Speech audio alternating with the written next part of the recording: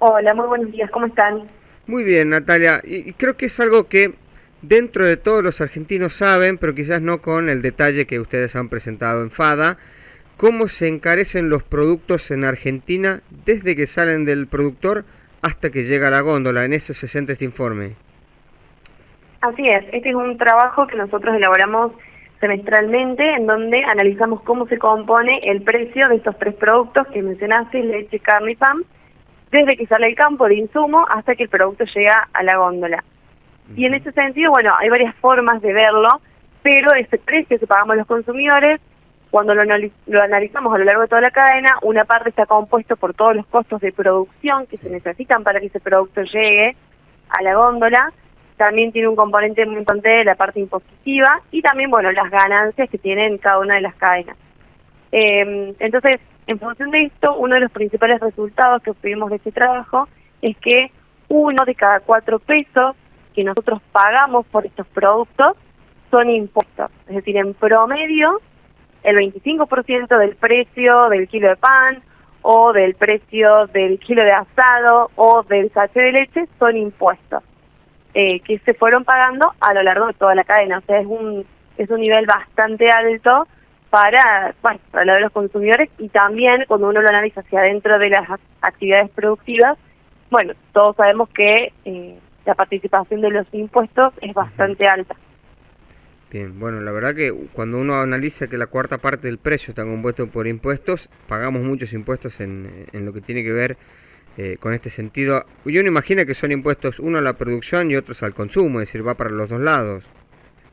Así es, ahí tenemos en cuenta impuestos nacionales, que va desde el impuesto a las ganancias, el IVA, el impuesto a los créditos y débitos bancarios, por ejemplo, impuestos provinciales como ingresos brutos, impuesto a los sellos.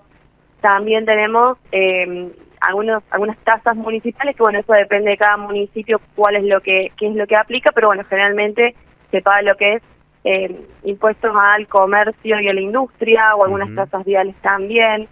Pero bueno, tratamos de tomar, todos son impuestos directos y pagan cada uno de los eslabones.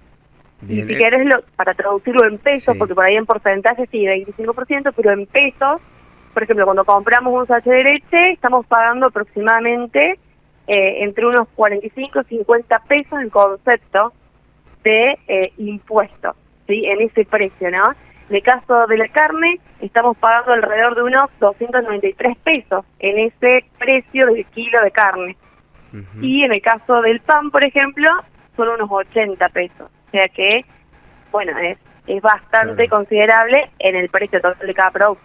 Bien, me decías recién que tomaron en cuenta los impuestos directos. ¿Aquellos impuestos a las transacciones, como por ejemplo el caso del IVA, también están contemplados en esto o eso es aparte?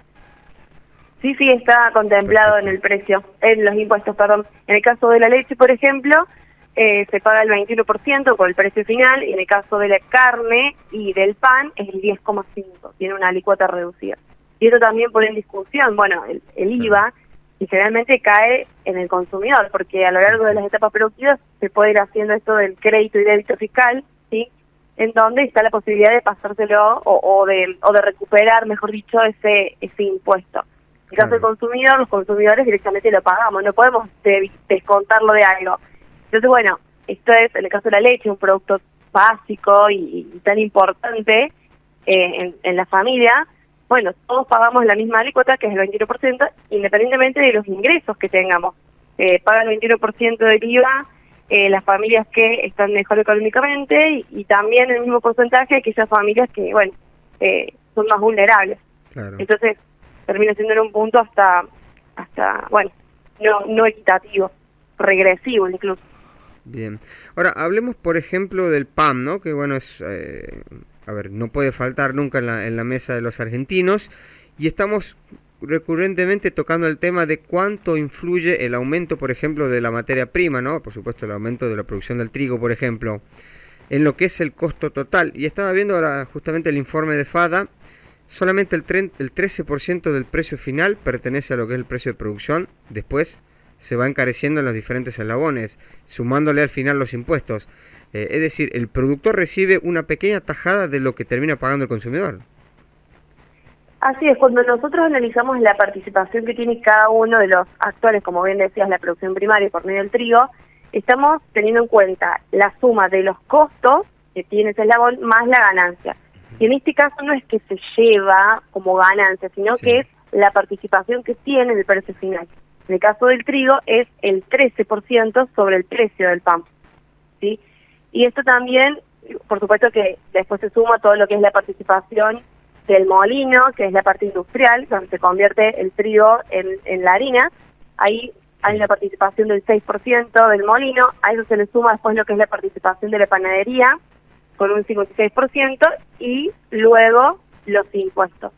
Pero acá lo que queremos destacar es que, bueno, muchas veces cuando hay aumentos considerables en el precio del trigo, se tiende a pensar que automáticamente va a aumentar en la misma proporción el precio del pan, porque bueno, como dijimos, el insumo básico, la harina, ¿no? Claro. Que proviene del trigo. Entonces, acá lo que demostramos que en realidad el impacto que tiene el precio del pan es limitado, que es de un 13%, no es de un 100%, porque 13% lo representa el trigo, pero el resto viene dado por otros factores que, bueno, estamos en una economía con una coyuntura inflacionaria importante y que van aumentando el ritmo de los precios del mercado, donde hay otros costos como alquileres, costos de personal, costos de mantenimiento, de comercialización y un montón de otros más. Entonces es principalmente esa la conclusión a la que queremos llegar en el caso del pan. Bien, Natalia, y como para que nos demos una idea qué es lo que ocurre con los precios y cómo se componen el precio final en otros países, ¿con qué nos podemos comparar para saber cómo estamos parados en el mundo? Bueno, este es un estudio muy particular de nuestro país, tanto en la leche, en la carne, en mayor medida en estas dos cadenas.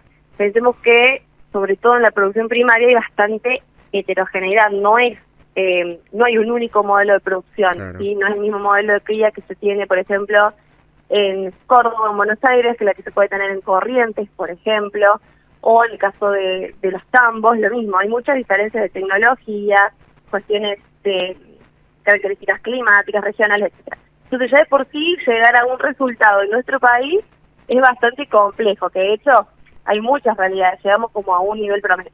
Ya después compararnos se hace bastante complicado porque necesitaríamos tener una misma metodología para otros países, que hasta el momento no hemos encontrado estudios que hagan lo mismo que hacemos nosotros acá.